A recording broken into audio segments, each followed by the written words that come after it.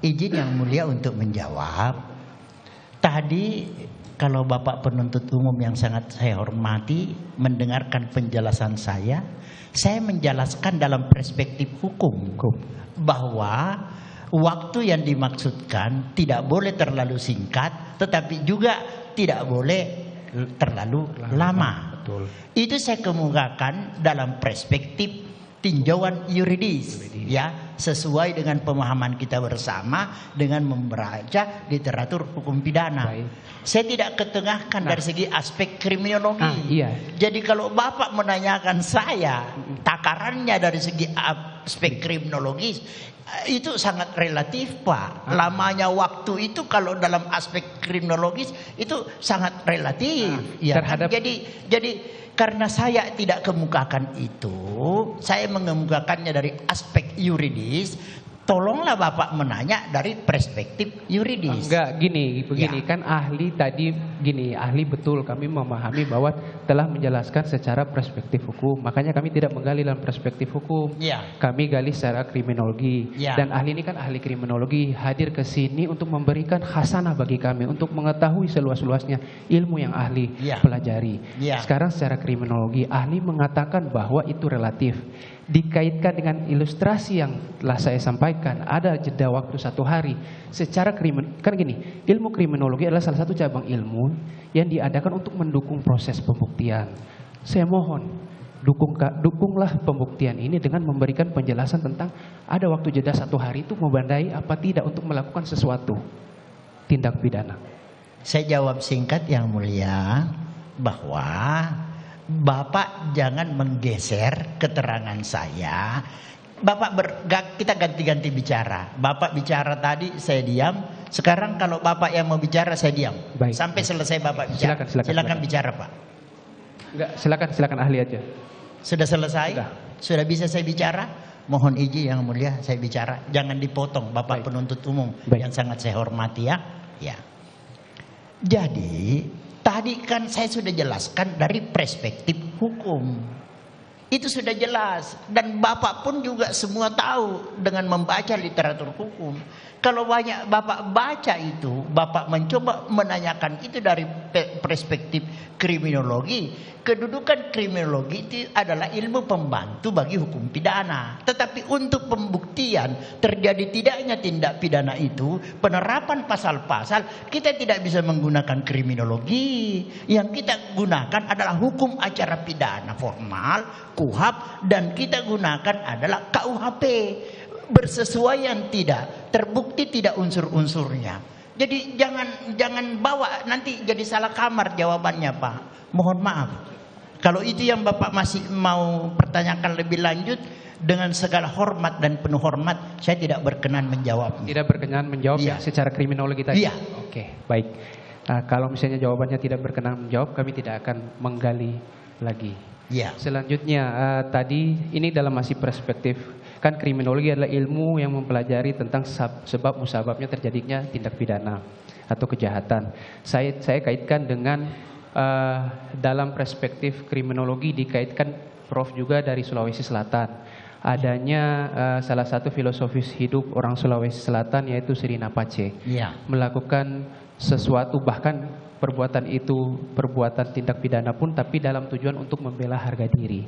Nah, sekarang pertanyaan saya, menurut pengalaman atau pengetahuan ahli, seorang pria Sulawesi Selatan sejati akan melakukan perbuatan untuk menegakkan harkat dan martabat keluarganya.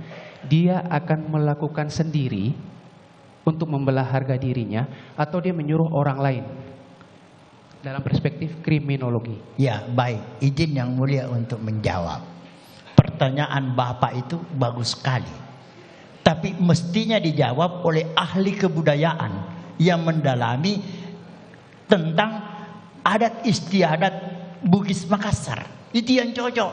Kalau Bapak saya tahu saya ahli hukum pidana, acara pidana, Bapak minta saya jungkir balik untuk menjawab itu, saya nanti punya keterangan jadi lompat pagar, Pak. Oke, baik. Di luar dari batas spesifikasi keahlian saya. Baik, terima kasih. Supaya Bapak tidak lompat pagar, Iya. saya rubah kalimatnya. Silakan Pak, silakan. Kita kesampingkan dulu budaya Sirina Pace. Iya, Karakter secara umum iya, dalam perspektif kriminologi. Saya ulangi Iya. lagi, secara umum dalam perspektif kriminologi, seseorang yang melakukan tindak pidana untuk membela harga diri iya. dan martabatnya itu dia lakukan sendiri atau dia menyuruh orang lain. Tidak perlu saya jawab itu. Oh, ya. tidak bisa jawab Tidak juga. perlu saya Kami jawab. geser lagi pertanyaannya. Iya. Ganti Karena ya saya jawaban tidak kedua juga karena tidak bisa ada dijawab. relevansinya sebenarnya. Mohon maaf, saya yang Bapak penuntut umum yang saya hormati, mohon jangan memaksakan diri untuk bertanya Siap. terhadap hal-hal yang tidak relevan dengan pembuktian perkara ini. Kiranya menyimpan pengetahuan untuk tidak menghamburkan potensi diri, bertanya hal-hal yang tidak relevan. Ya, Oke, cukup. ya, silakan. Saudara ahli ya. Ya, baik Belum Pak. saya bertanya.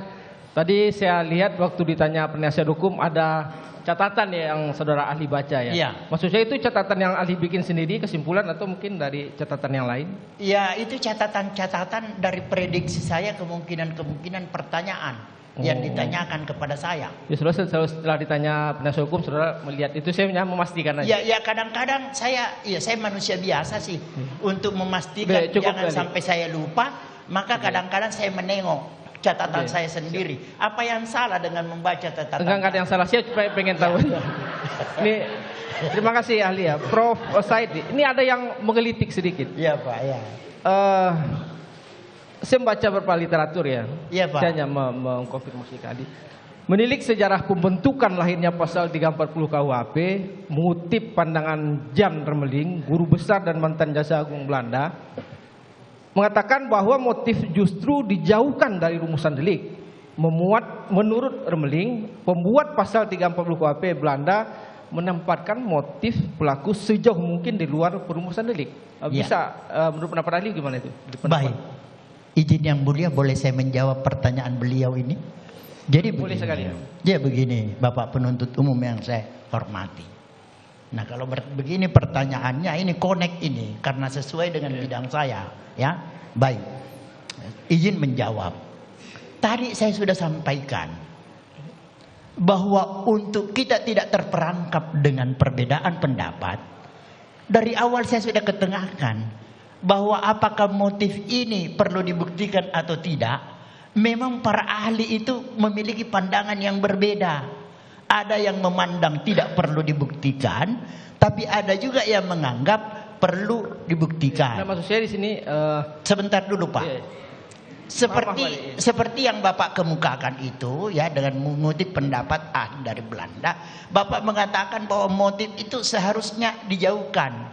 Nah, itu bagi mereka yang menganggap motif tidak perlu dibuktikan. Tetapi bagi saya pribadi Pak, mengapa motif itu menjadi perlu pula dibuktikan? Karena dengan mengungkap motif itu, maka unsur sengaja itu dapat dibuktikan. Ya, jangan lupa Pak, unsur sengaja ini adalah bagian unsur yang harus dibuktikan. Jadi dengan mengetahui motif, diketahuilah mengapa dia melakukan tindak pidana tersebut. Oh, ternyata motifnya seperti ini. Tadi udah saudara ahli jelaskan, saya udah tangkap itu. Iya. Maksud saya tadi ini kan asbabun nuzul istilahnya, Iya. sejarah lahirnya 340 KUHP. Jadi Iya. dari Remeling tadi menjelaskan asbabun nuzul 340 KUHP tidak perlu dijauhkan motif itu, menurutnya itu hanya sedikit aja dari saya. Cuma satu lagi mengenai motif itu menurut ahli masuk bagian inti delik nggak atau bestandil delik? Jadi begini Pak, sudah jelas. Kita jawab aja Pak, maksudnya masuk bagian iya atau tidak, itu aja jawabannya. Mungkin ahli tidak capek juga menjelaskan terlalu panjang kan nanti haus. Tidak Pak, menyampaikan sesuatu. Nggak, maksudnya gini ahli, saya potong, mohon maaf ya. Maksudnya motif itu merupakan bagian inti delik nggak? Bestandil delik yang harus dibuktikan oleh penuntut umum gitu.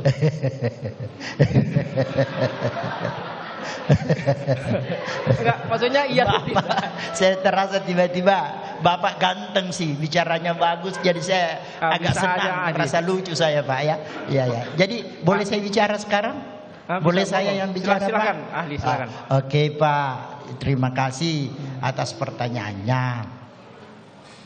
Jangan diulang-ulang lagi Pak ya. Tadi saya sudah katakan, menyangkut motif itu apakah perlu dibuktikan atau tidak perlu dibuktikan, memang itu perdebatan di kalangan para ahli hukum. Ya, cuma ada juga yang menganggap bahwa pada delik material, utamanya pada delik-delik material misalnya tindak pidana pembunuhan, itu sangat perlu dibuktikan motif. Karena kalau diketahui motif, justru itu unsur sengajanya langsung terbukti, dapat dibuktikan. Ya Pak ya. Tetapi pertanyaan lagi yang lebih spesifik dari Bapak, apakah itu merupakan unsur-unsur tindak pidana atau elemen-elemen dari unsur pasal yang harus dibuktikan? Ya, harus kita kembalikan Pak. Pasal itu apa elemen unsurnya? Nah, elemen unsurnya itu silahkan Maksudnya dibuktikan. kembalikan ke siapa, ahli? Kembalikan kepada penuntut umum membuktikan dakwaannya sebagaimana dakwaan yang dibuat, baik pada dakwaan primer maupun dakwaan subsidiar. Oke, jadi artinya tidak perlu motif kalau... Oh, saya tidak mengatakan seperti itu. Itu kesimpulan Bapak penuntut umum yang Satu saya lagi, hormati. Ali. Tidak, tunggu dulu, karena ini konklusi kesimpulan yang Bapak lahirkan ini agak mengganggu keterangan saya lebih 1,5 jam. Jadi saya perlu sedikit menjelaskan. Kalau konklusi yang Bapak bangun itu bahwa saya ahli menyatakan tidak perlu motif, tidak benar sama sekali. Tadi dari awal saya jelaskan bahwa pentingnya motif itu diketahui, karena dengan motif itu unsur sengaja dapat diketahui. Dengan motif diketahui, bagi hakim dapat menjadikan pertimbangan. Ingat kata dapat ya. Dapat menjadikan pertimbangan dalam menjatuhkan jenis-jenis pemidanaan atau lama tidaknya pemidanaan yang dijatuhkan kepada diri terdakwa. Boleh sama-sama pembunuhan, tapi karakteristik yang menjelujuri sebuah perkara niscaya antara satu perkara dengan perkara lainnya itu berbeda Pak. Makasih ahli. Tinggal satu lagi ahli ya. Dalam pembuktian hukum kita mengenal adanya bukti langsung atau direct evidence dan bukti pembuktian tidak langsung atau circumstantial evidence. Bisa saudara ahli jelaskan itu pembuktian yang langsung dan tidak langsung dalam hukum pidana, khususnya konteks ke 340. Ya, jadi kalau izin yang mulia untuk menjawab, kalau saya pribadi menitik beratkan dan tetap taat asas pada ketentuan 184 KUHP bahwa alat bukti sah dalam perkara pidana itu ada alat bukti yang diatur sebagaimana di dalam pasal tersebut, yakni keterangan saksi, keterangan ahli, surat, petunjuk, keterangan terdakwa, dan ayat 2-nya hal-hal yang bersifat umum tidaklah perlu dibuktikan. Saya berpatokan kepada ketentuan di dalam 184 KUHP itu dalam membuktikan perkara pidana. Kemudian pertanyaan Bapak, bagaimana ada pembuktian yang bersifat tidak langsung atau mungkin tidak, maksud Bapak tidak diatur di dalam 184 KUHP misalnya. Ya, saya ingin mengatakan bahwa sebagai sarjana hukum yang belajar hukum acara pidana, tentu semua jaksa paham di Indonesia bahwa untuk membuktikan suatu perkara pidana berpatokan pada alat bukti sah yang diatur dalam pasal 184 KUHP berdasarkan Undang-Undang Nomor 8 tahun 81. Nah, contoh kasus perkara Jessica Kumala Wongso yang kebetulan jaksa juga ada di sini.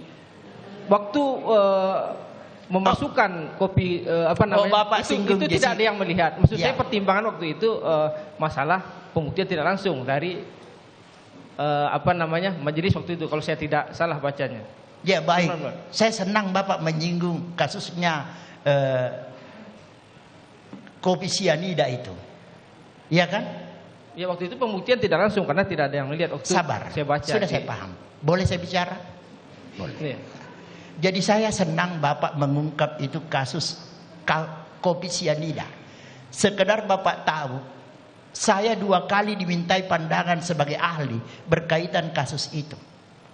Kasus sianida itu. Ya.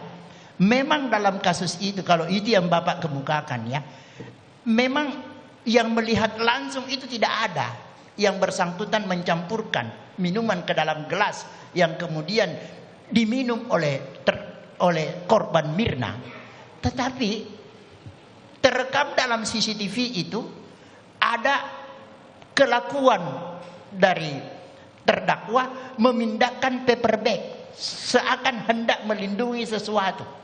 Saya paham betul masalah itu karena 2 kali saya diambil sebagai ahli yang dimintai komentarnya di TV One. Ya maksudnya apakah berarti pembuktian tidak langsung berarti bisa dong diterapkan dalam pembuktian Bersifat menunjang, tetapi bersifat menunjang. Jadi ahli menerangkan tidak bisa kalau saya tidak salah. Bersifat menunjang, tetapi bagaimanapun juga patokan acuan kita. Ya pasti. Ya di Badiklat saya biasa diundang mengajar di Ragunan sana Pak. Saya ngajarkan calon jaksa kita itu 184 KUHP Pak. Saya fokus di situ Pak. Ya. Izin yang mulia sedikit lanjut. Oke, silakan. Saudara Apakah ahli. waktunya masih cukup yang mulia? Makanya satu pertanyaan saudara jaksa penuntut umum. Sebentar saja, saudara ahli mohon izin. Oke, karena tadi perdebatan yang itu. Oke, silakan lanjutkan. Saudara ahli mohon izin, saya tidak bertanya terkait dengan apa yang sudah ada dalam kertas yang saudara ahli pegang tadi. Mungkin nanti akan dijawab memang sesuai dengan pengetahuan ahli, ya. Saya mungkin langsung saja karena pertanyaan dari penasihat hukum ini berulang terhadap keterangan ahli-ahli pidana sebelumnya dan saya hanya ingin fokus sama yang belum ditanyakan saja. Tadi saudara ahli juga sempat menjawab penasihat hukum yang bertanya tentang permasalahan perintah hajar. Yang tadi di Duren 3 ada perintah hajar dan kemudian dilakukan penembakan. Dan ada yang penasihat hukum menyatakan bahwa itu bisa saja misinterpretasi. Kalau saya misalkan memberikan ilustrasi yang lebih Mohon izin Bapak penuntut umum yang sangat saya hormati. iya. Sepanjang pertanyaan penasihat hukum tidak pernah kalimat muncul itu perintah hajar. Yang ada itu bagaimana kalau penganjur Whitlocker menganjurkan kepada pelaku peserta, tapi pelaku peserta itu melampaui dari apa yang dianjurkan. Itu tadi pertanyaannya dan saya jawab. Baik. Kalau tadi ini muncul lagi, ini lagu baru yang Bapak munculkan ini. Oh iya, makanya ini versi baru dari kami. Jadi tidak seperti yang dikemukakan. Ini Silakan, versi baru. silakan Bapak penuntut Jadi umum pada yang saat sangat saya hormati. Terima kasih saudara ahli. Jadi sebelum ada kalimat atau kata hajar, ini saya gambarkan ilustrasi. Ada permintaan dari pelaku utama untuk menembak korban. Setelah itu ada Yang Bapak maksudkan pelaku utama di yang sini tadi siapa? yang tadi saudara penasihat hukum menyatakan penganjurnya. Ya, Ini kan ilustrasinya penganjur ya. Iya. Oke. Setelah itu ada juga permintaan dari si pelaku utama untuk mengisi amunisi senjata api. Ya. Kemudian perintahnya hajar. Keberatan yang mulia, Nah. jaksa sudah menyimpulkan dengan bahasa pelaku utama. Padahal posisinya Izin adalah yang mulia, terdakwa. ini ilustrasi yang saya kembangkan juga dari pernyataan penasihat hukum. Lanjutkan. Nah, Nah, terima kasih, saudara ahli. Dibolehkan oleh majelis hakim untuk menjawab. Nah, kalau ada rangkaian peristiwa itu sebelum kata hajar, apa makna hajar itu? Apakah mukul atau ada perbuatan lain? Silakan, saudara ahli. Iya, baik. Terima kasih. Yang mulia izin menjawab. Siap. Jadi terus terang, saya sejak awal persidangan perkara ini, kalau saya tidak mengajar, saya nonton televisi. Saya ikuti ini. Segala hal yang berkait saya ikuti. Saya nonton. Jadi itu memang kata hajar muncul di dalam pemeriksaan perkara ini. Ada keterangan yang menyatakan hajar. Saya lalu tertarik makna kata hajar ini. Saya kemudian membuka Kamus Besar Bahasa Indonesia. Apakah makna kata hajar ini sinonim dengan bunuh atau tembak? Tampaknya dalam Kamus Besar Bahasa Indonesia kita tidak menemukan pengertian itu.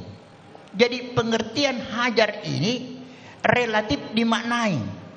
terus terang mohon maaf tidak bermaksud bercanda. Kita juga kadang-kadang kumpul-kumpul rame-rame dengan teman-teman SMA, ada makanan, biasa kita bilang hajar, ya kan? Makanan pun kita suruh hajar gitu kan? Jadi apakah makna pengertian kata hajar ini sinonim atau sama dengan tembak? Tidak ada pengertian yang memberikan jaminan bahwa itu benar. Satu lagi pertanyaan. Mau mengejar pertanyaan lebih dalam? Sudah. Satu lagi. Ini saja kalau gitu. Oke. Tadi Anda bilang sinonim. Saya tidak mengatakan sinonim karena itu semantik. Saya hanya menyatakan kontekstual. Dari konteksnya, yang tadi dibilang bahwa ada permintaan untuk mengisi amunisi, ada perintah untuk berani nggak tembak korban. Kontekstualnya dihubungkan dengan hajar, apa? Bukan semantiknya, bukan sinonimnya, tapi kontekstualitasnya. Bagaimana? Baik Pak. Tadi saya sudah jelaskan bahwa pengertian hajar tidak berarti sama dengan tembak. Ya Pak ya? Bapak sepakat sampai di situ ya? Iya. Iya, oke. Saya tidak bertanya sinonim tapi ya. Memang bukan artinya tidak sama lah. Ya Pak ya. Kita sepakat sampai di situ Pak ya. Sepakat. Oke, baik. Nah, selanjutnya saya ingin menyampaikan kepada Bapak, apa yang Bapak kemukakan itu sebagai yang bersumberkan dari satu keterangan saksi ya, yang menyatakan itu, Bapak hati-hati dengan keterangan itu. Karena saya tadi sudah kemukakan bahwa apabila ada satu keterangan saksi. Izin Yang Mulia, saya tidak bertanya berapa banyak saksi. Saya hanya bertanya fakat peristiwa seperti itu. Saya tidak bilang ada 2 saksi, 1 saksi. Mungkin bisa melalui Yang Mulia dipertanyakan. Pertanyaan jaksa penuntut umum hanya mengenai konteksnya. Dalam konteks tadi disampaikan oleh penuntut umum, sebelum kalimat hajar itu keluar, ada bahwa orang yang disuruh dibekali dengan senjata dan segalanya. Nah, dalam konteks itu kalimat hajar yang diminta ahli menjelaskan oleh jaksa penuntut umum, maknanya apa? Gitu ya? Ya, jadi izin Yang Mulia saya menjawab. Silakan. Saya sudah menyampaikan tadi bahwa dalam Kamus Besar Bahasa Indonesia kata hajar itu tidak berarti menembak. Ya. Siap Yang. Cukup ya? Baik. Terima kasih. Terima kasih saudara ahli. Pertahanannya kuat ya. Terima kasih.